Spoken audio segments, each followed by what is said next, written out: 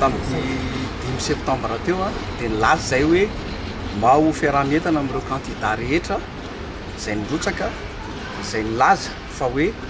ary raha ohatra ka voadika ny lalàna dia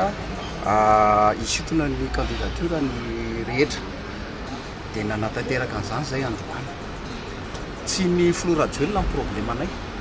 fa le tany-tandalàna zay zany a tsy mametraka ntsony an'izay olana zay a ny anay a tany-tandalàna lalàna dia napetraka hoe article 42 point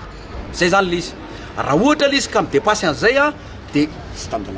aloha izy no hipetraka eo amin'ny toerana dia apetraka amin'ny fahendrena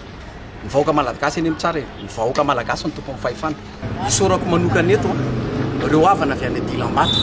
zay nanome anay a ny 200 millions d'ariary ho averinay le izy a